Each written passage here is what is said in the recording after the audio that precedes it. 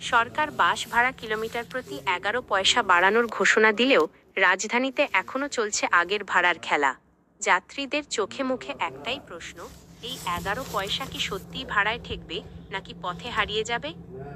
শুক্রবার ঢাকা শহরের বাড্ডা, পল্টন থেকে শুরু করে কুড়িল উত্তরা রুটে দেখা গেছে বাসে এখনও আগের ভাড়াই আদায় করা হচ্ছে।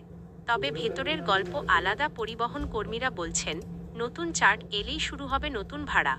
আর যাত্রীদের শঙ্কা, তারা বলছেন 11 পয়সা শুরু হলেও শেষ পর্যন্ত সেটা কোথায় গিয়ে দাঁড়ায় সেটা নাকি কেউই আগে থেকে বলতে পারে না। কারো কারো আশঙ্কা, সরকার যতটা বাড়িয়েছে রাস্তায় সেটা আরও ফুলিয়ে উঠতে পারে। অন্যদিকে বাস মালিকরা বলছেন, তালিকা পেলেই ভাড়া বদলাবে, কিন্তু যাত্রীদের বিশ্বাস বাসে উঠলেই নাকি বাস্তবতা বদলে যায় সবচেয়ে দ্রুত। বাস্তবে এই ভাড়া কতটা কার্যকরভাবে নিয়ন্ত্রণ করা যাবে তা নিয়ে যাত্রী ও সংশ্লিষ্টদের মধ্যে শঙ্কা থেকেই যাচ্ছে।